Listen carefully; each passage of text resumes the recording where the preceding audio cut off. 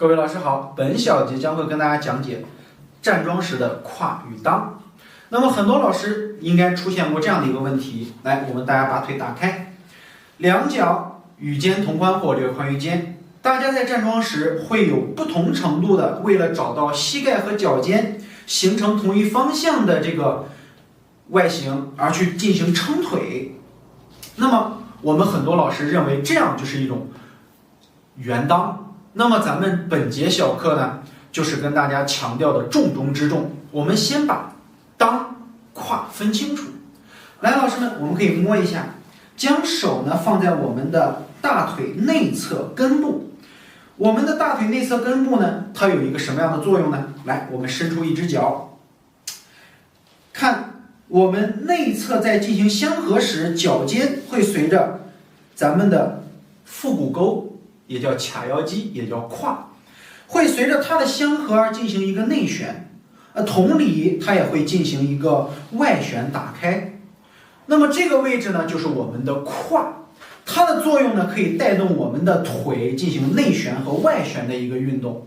那侧面，老师们再向上去摸，摸到我们的髋关节下面，股骨的上面这块呢，我们有一个小窝，这个窝呢，它是可以来主宰我们的上下。当我们在下蹲时，来，老师们可以看一下，当我们在下蹲时，我们的这个侧边会进行一个上下的折叠，来让我们的身法形成一个上下的起伏。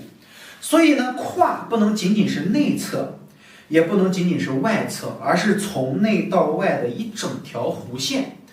它可以控制我们的腿上提下落、里合、外蓬，同时也可以让我们腿部保持不动，来用它控制上半身左右的螺旋、上下的起伏。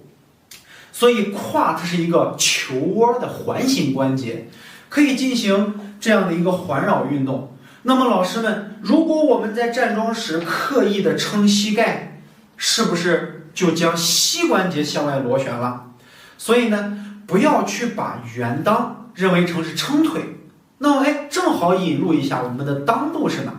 小时候大家应该都听过，我们小时候淘气，不小心把裤裆给磨烂了，家里回家给咱补补。那么所说的裆部呢，并不是在我们的腿前侧，而是在我们的屁股下面会阴的位置。很多老师都听过站桩练拳你要把裆打开，要把裆撑圆了。那么我们很多老师都往膝盖上使劲，是不是？我们可以把两腿分得大一点，随着我们继续的向下蹲坐，我们能感受到臀部下方、大腿下侧有一个明显的向外打开、向外拉伸的一种感觉。那么在这个过程当中，我们的会阴和臀瓣会逐渐形成一种对拉，也就是我们的臀瓣打开，肛门慢慢露出来。这个时候就是我们裆部产生的一种运动。所谓裆打开，就是在跟我们说站桩时要做到泛臀。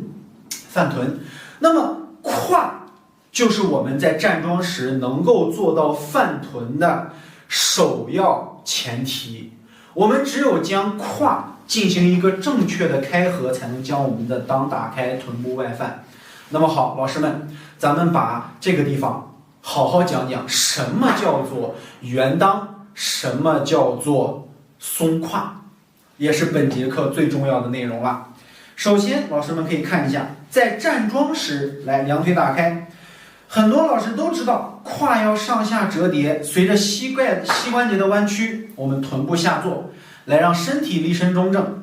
那么想要让臀瓣打开呢，我们需要怎么做呢？从侧面观察一下，我们得让我们的胯形成向内相合。在相合的时候，来，大家可以观察一下我的臀瓣，它是会随着胯相合的过程当中不断的向外旋，向外去突出。大家可以看一下，看到没有？你往下一坐，胯合了，臀瓣打开了。那很多老师为了去圆裆，他是这样子做的，那你看臀瓣是不是向内去收了？它就不会泛臀。所以想要泛臀很简单，把这个位置学会怎么样呢？学会向内去收。这儿会出现一个易错点，老师说，老师我一松胯，我这个膝盖就会扣进去，那我的屁股也没啥反应，这是为啥？很简单，就是我们将胯的相合这个夹角从膝关节上给它体现出来了。我们说了，需要从哪体现出来？在折叠螺旋的时候，需要让这个夹角从臀部上去体现出来，而不是从膝盖的内核体现出来。也就是说，我们在松胯的时候松错地方了。这儿合，来，老师们正面看一下，这儿合，膝不动，看到了没有？我们的中线会随着胯的相合而向后去移动。再观察，看到了吗？每次的中线在后移的过程里面，也是我们胯相合的一个过程。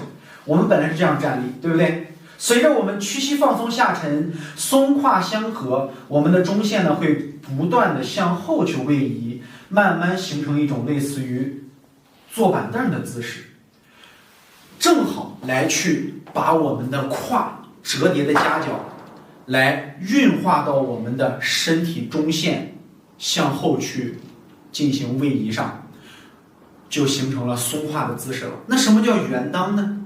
同理，我们只要胯松好了，我们的裆部会从下向上看，就是好像有个人躺在这里看我们的屁股一样，它是一个这样子的躺倒的 U 字形弧线。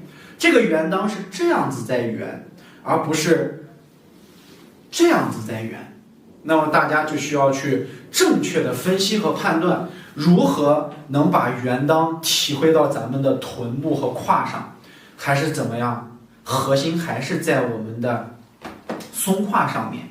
只要能做好髂腰肌的理合，胯的放松，能让我们的臀部将松胯时产生的螺旋，然后体现到臀部外翻上，你的松胯、屈膝、泛臀、圆裆也就做得非常好了。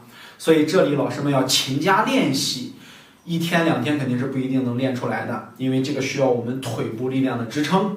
腿部将会在下一节课跟老师们继续讲解，本节内容需要老师们加强记忆。